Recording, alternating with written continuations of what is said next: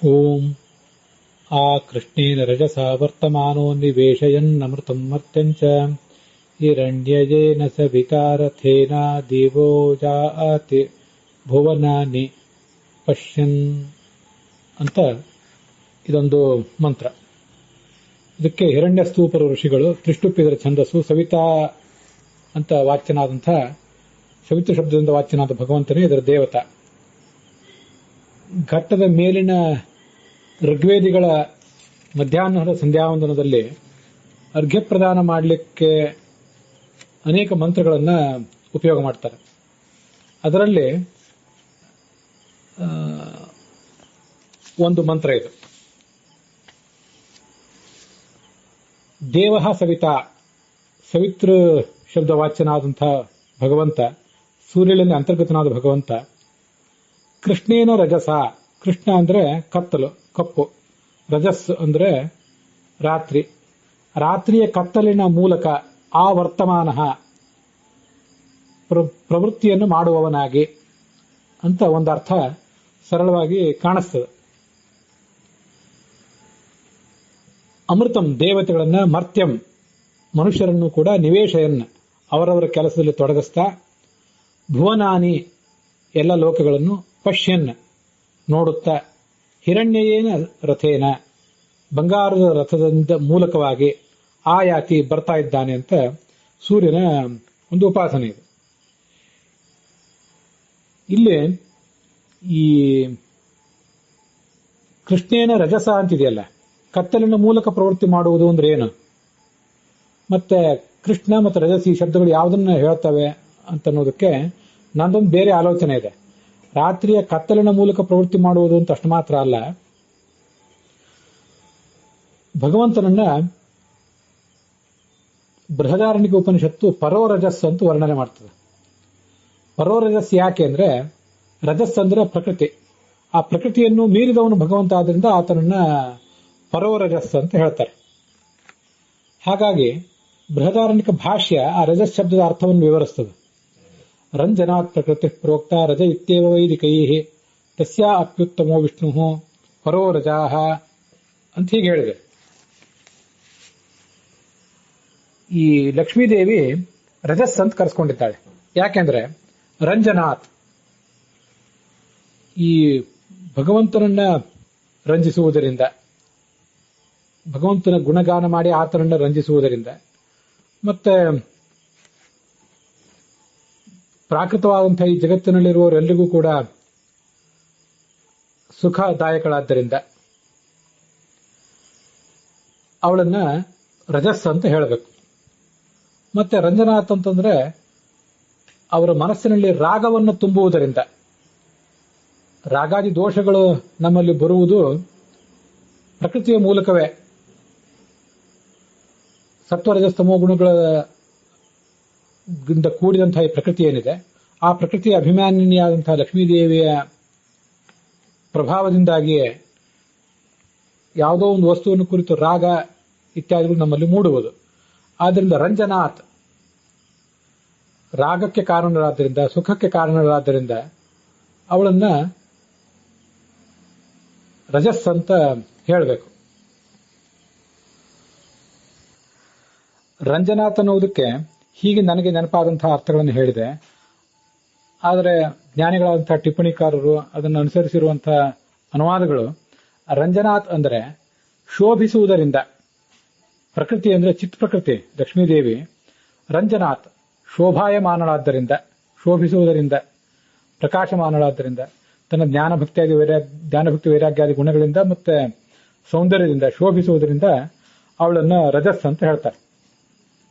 ಮತ್ತೆ ಕೃಷ್ಣೇನ ಅಂತ ಏನಿದೆಯಲ್ಲ, ಕೃಷ್ಣೇನ ಅನ್ನೋದು ಕೂಡ ಅದಕ್ಕೆ ತುಂಬಾ ಚೆನ್ನಾಗಿ ಹೊಂದುತ್ತದೆ. ಕೃಷ್ಣ ಅಂದ್ರೆ ಕಪ್ಪು ಬಣ್ಣದ್ದು ಅಂತ ಒಂದರ್ಥ. ದುರ್ಗಾದೇವಿ ಸಮೋಗುಣದ ಅಭಿಮಾನಿನಿ ಆದ್ರಿಂದ ಅವಳನ್ನ ಕೃಷ್ಣ ಅಂತ ಹೇಳಬಹುದು. ಅದಲ್ಲದೆ ಕೃಷ್ಣ ಅಂತಂದ್ರೆ ಆಕರ್ಷಕವಾದದ್ದು ಅಂತ ಅರ್ಥ.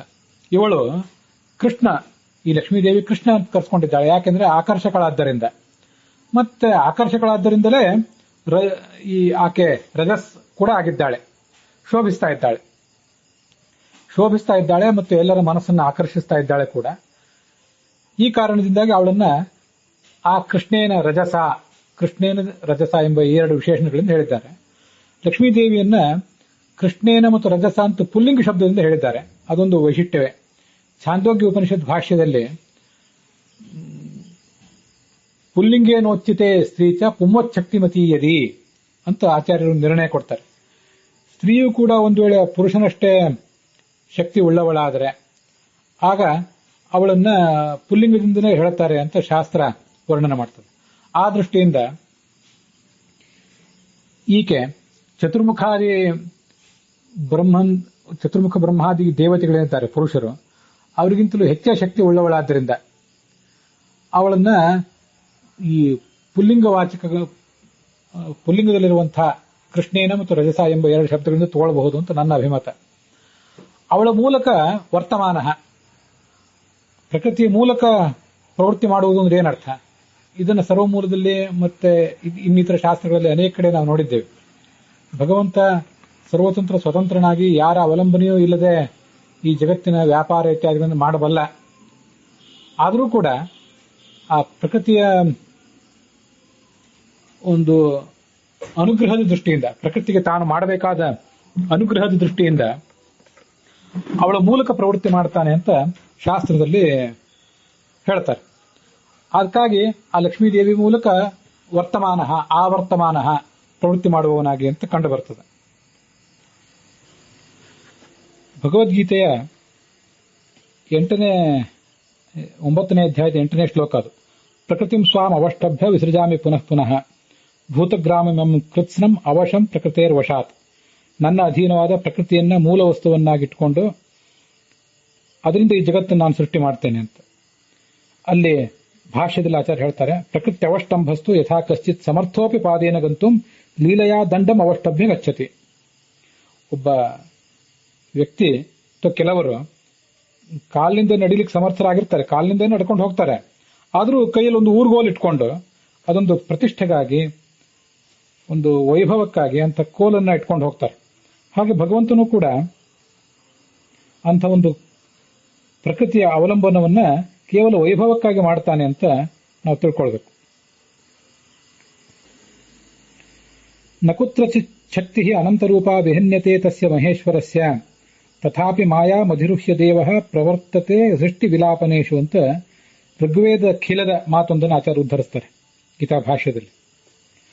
ಭಗವಂತನಿಗೆ ಇರುವಂತಹ ಅಪಾರವಾದ ಶಕ್ತಿ ಯಾವ ವಿಷಯದಲ್ಲೂ ಕುಂಠಿತ ಏನಾಗೋದಿಲ್ಲ. ಆದರೂ ಪ್ರಕೃತಿಯನ್ನು ಅವಲಂಬಿಸಿ ಸೃಷ್ಟಿ, ಪಾಲನ ಮತ್ತೆ ಲಯ ಇತ್ಯಾದಿಗಳನ್ನು ಆತ ಮಾಡ್ತಾನೆ. ಇದು ಋಗ್ವೇದ ಖಿಲದ ಮಾತಿದು. ಗೌತಮ ಖಿಲದಲ್ಲಿಯೂ ಕೂಡ ಒಂದು ಮಾತು ಹೀಗಿದೆ, ತ್ವಮೈವೈತತ್ ಸಜ್ಜನೆ ಸರ್ವಕರ್ಮಣ್ಣಿ ಅನಂತಶಕ್ತೋಪಿ ಸ್ವಮಾಯೇವ ಮಾಯಾವಶಂ ಚಾವಶ ಲೋಕಮೇತತ್ ತಸ್ಮಾತ್ ಸಕ್ಷಸಿ ಅತ್ಸಿ ಪಾಸೀಶ ವಿಷ್ಣು. ಭಗವಂತನೇ ಜಗತ್ತಿನ ಸೃಷ್ಟಿ, ಅದರ ಇತರ ಎಲ್ಲಾ ಕಾರ್ಯಗಳನ್ನ ಪ್ರಕೃತಿಯ ಅವಲಂಬನವಿಲ್ಲದೆ ಮಾಡುವ ಶಕ್ತಿ ಇದ್ದವನು ನೀನು, ನಿನ್ನ ಶಕ್ತಿಯಿಂದಲೇ ಮಾಡುವ ಶಕ್ತಿ ಇದ್ದವನು. ಇಷ್ಟಾದರೂ ನಿನ್ನ ಇಚ್ಛೆಗನುಸಾರವಾಗಿ ಪ್ರಕೃತಿಯನ್ನು ಬಳಸಿಕೊಂಡು ಈ 14 ಲೋಕಗಳನ್ನು ಸೃಷ್ಟಿಸ್ತಿ, ಸಂಹರಿಸ್ತಿ ಮತ್ತು ನಾಶಪಡಿಸ್ತಿ ಅಂತ ವರ್ಣನೆ ಮಾಡ್ತಾರೆ. ಗೀತಾ ತಾತ್ಪರ್ಯದಲ್ಲಿ ಒಂದು ಕಡೆ 7ನೇ ಅಧ್ಯಾಯದ 4, 6 ಈ ಶ್ಲೋಕಗಳಲ್ಲಿ ಈ ಸಂಗತಿಗಳನ್ನು ಹೇಳ್ತಾರೆ. ಅಚೇತನ ಚೇತನೇತಿ ದ್ವಿವಿಧ ಪ್ರಕೃತಿರ್ಮತ. ಪ್ರಕೃತಿ ಅನ್ನೋದು 2 ಥರ ಇದೆ, ಅಚೇತನ ಪ್ರಕೃತಿ ಮತ್ತು ಚೇತನ ಪ್ರಕೃತಿ ಅಂತ 2 ಇವೆ. ತ್ರಿಗುಣ ಅಚೇತನ, 3 ಗುಣಗಳಿಂದ ಕೂಡಿದಂತಹದ್ದು ಅಚೇತನ ಪ್ರಕೃತಿ. ತತ್ರ ಚೇತನ ಶ್ರೀಹರಿ ಪ್ರಿಯ. ಆ ಲಕ್ಷ್ಮೀದೇವಿ ಚೇತನ ಪ್ರಕೃತಿ, ಅವಳೇ ಭಗವಂತನ ಪತ್ನಿ. ತೇ ಉಭೇ ವಿಷ್ಣುವಶಗೆ ಜಗತಃ ಕಾರಣೆ. ಮತ್ತೆ ಅವರಿಬ್ಬರು ಭಗವಂತನ ಪತ್ನಿಯರೇ, ಭಗವಂತನ ವಶರಾಗಿದ್ದಾರೆ ಮತ್ತೆ ಜಗತ್ತಿಗೆ ಕಾರಣ ಅಂತ ಕರೆಸ್ಕೊಂಡಿದ್ದಾರೆ. ಪಿತಾ ವಿಷ್ಣು ಸ ಜಗತಃ, ಭಗವಂತ ಜಗತ್ತಿನ ತಂದೆ. ಮಾತಾ ಶ್ರೀಜಾ ತ್ವಚೇತನ, ಆ ಲಕ್ಷ್ಮೀದೇವಿ ಆ ಜಗತ್ತಿನ ತಾಯಿ. ಅಚೇತನವಾದ್ದೇನಿದೆ ಅದು ಈ ಜಗತ್ತಿನ ಉಪಾದಾನ ಕಾರಣ ಅಂತ ವರ್ಣನ ಕೇಳಿ ಬರ್ತದೆ. ಇದಲ್ಲದೆ ಆ ಲಕ್ಷ್ಮೀದೇವಿಯನ್ನ ಭಗವಂತನ ಶರೀರ ಅಂತ ಹೇಳ್ತಾರೆ ಕೆಲವು ಕಡೆ ಶಾಸ್ತ್ರದಲ್ಲಿ.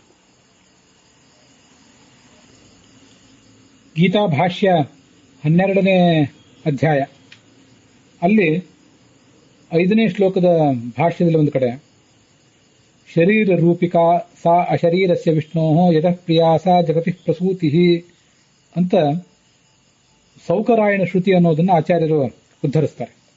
ಮೂಲತಃ ಭಗವಂತನಿಗೆ ಯಾವುದೇ ಪ್ರಾಕೃತಿಕ ಶರೀರ ಇಲ್ಲ.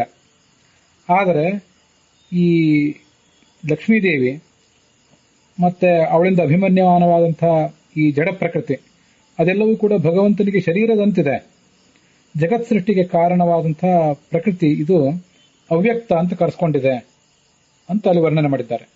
ಆದ್ದರಿಂದ ಆ ಸತ್ಯೇನ ರಜಸ, ಆ ಕೃಷ್ಣೇನ ರಜಸ ವರ್ತಮಾನ ಅಂದ್ರೆ ಆ ಪ್ರಕೃತಿಯನ್ನ ತನ್ನ ಶರೀರವನ್ನಾಗಿ ಮಾಡಿಕೊಂಡು ಅದರ ಮೂಲಕ ಪ್ರವೃತ್ತಿ ಮಾಡ್ತಾನೆ, ಆ ಶರೀರದ ಮೂಲಕ ಅಂತ ಒಂದು ಅರ್ಥನೂ ಆಗಬಹುದು. ಮತ್ತೆ ಹಿರಣ್ಯಯೇನ ರಥೇನ ಅಂತ ಒಂದು ಕಡೆ ಕೊನೆಗೇನು ಬಂದಿದೆ, ಬಂಗಾರದ ರಥ ಅಂತ. ಭಗವಂತ ಬಂಗಾರದ ರಥವನ್ನು ಏರಿ ಹೋಗ್ತಾನೆ, ಗರುಡನನ್ನು ಏರಿ ಹೋಗ್ತಾನೆ, ಸತ್ಯವೇ. ಅದಲ್ಲದೆ ಅಲ್ಲಿ ಬಂಗಾರದ ರಥ ಅಂದ್ರೆ ಅವನದ್ದೇ ಆದಂಥ ಅನಂತ ಸುಖಾತ್ಮಕವಾದ, ಅನಂತ ಸ್ವರೂಪ ಸುಖಾತ್ಮಕವಾದ ಅವನ ಸ್ವರೂಪ ಶರೀರ.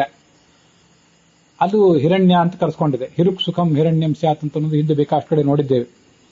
ಆದ್ರಿಂದ ತನ್ನದೇ ಆದಂಥ ಅನಂತ ಸ್ವರೂಪ ಸುಖಾತ್ಮಕವಾದ ಸ್ವರೂಪ ಶರೀರದ ಮೂಲಕ ಈ ಜಗತ್ತೆಲ್ಲವನ್ನು ಕೂಡ ಆತ ಸಂಚರಿಸ್ತಾನೆ. ಈಗಿದು ಋಗ್ವೇದದಲ್ಲಿ ಬಂದಿರುವಂತಹ ಮಂತ್ರ. ಅಲ್ಲಿ ಆ ಕೃಷ್ಣೇನ ರಜಸ ಅಂತ ಏನು ಹೇಳ್ತೇವಲ್ಲ, ಅದನ್ನ ಹೇಳುವಾಗ ಕೊನೆಗೆ ಭುವನಾನಿ ಪಶ್ಯನ್, ಈ ಜಗತ್ತೆಲ್ಲವನ್ನು ಕೂಡ ನೋಡುತ್ತಾ ಅಂತ ಹೀಗೆ ಪಾಠವನ್ನ ಸರಿಯಾಗಿ ನೋಡ್ಬೇಕು ನಾವು. ಕೊನೆಗೆ ಅದರದೊಂದು ಸರಳವಾದ ಅನ್ವಯ ಅರ್ಥ ಹೀಗೆ: ದೇವಸವಿತ ಸೂರ್ಯಾಂತರ್ಗತನಾದ ಭಗವಂತ ಕೃಷ್ಣೇನ ರಜಸ, ಅತ್ಯಾಕರ್ಷಕವಾದ ಶೋಭಿಸುವಂತಹ ಲಕ್ಷ್ಮೀದೇವಿಯ ಪ್ರಕೃತಿಯ ಅಭಿಮಾನಿನಿಯಾದ ಲಕ್ಷ್ಮೀದೇವಿಯ ಮೂಲಕ ಆವರ್ತಮಾನ ಪ್ರವೃತ್ತಿ ಮಾಡುವವನಾಗಿ, ಮತ್ತೆ ಅವಳಿಂದ ಅಭಿಮನ್ಯವಾದ ಪ್ರಕೃತಿಯನ್ನು ತನ್ನ ಶರೀರವನ್ನಾಗಿ ಮಾಡಿಕೊಂಡು ಆ ಮೂಲಕ ಪ್ರವೃತ್ತಿ ಮಾಡುವವನಾಗಿ, ಅಮೃತಂ ದೇವತೆಗಳ ಗುಂಪನ್ನ, ಮರ್ತ್ಯಂಚ ಮನುಷ್ಯರ ಗುಂಪನ್ನು ಕೂಡ ನಿವೇಶಯನ್ ತಮ್ಮ ಕಾರ್ಯದಲ್ಲಿ ತೊಡಗಿಸ್ತಾ, ಭುವನಾನಿ ಎಲ್ಲ ಲೋಕಗಳನ್ನು ಪಶ್ಯನ್ನು ನೋಡುತ್ತಾ, ಹಿರಣ್ಯಯೇನ ರಥೇನ ಬಂಗಾರದ ರಥದಲ್ಲಿ ಕೂತ್ಕೊಂಡು ಅಂತ ಮಾಡೋದಕ್ಕಿಂತ ತನ್ನದೇ ಆದ ಅನಂತ ಸ್ವರೂಪ ಸುಖಾತ್ಮಕವಾದ ಸ್ವರೂಪ ಶರೀರದಲ್ಲಿ ಇದ್ದು ಆಯಾತಿ ಬರ್ತಾ ಇದ್ದಾನೆ ಅಂತ ಭಗವಂತನ ಉಪಾಸನೆ. ಅದರೊಂದಿಗೆ ಈ ಮಂತ್ರದ ಅರ್ಥ ವಿವರಣ ಸಮಾಪ್ತವಾಗಿದೆ.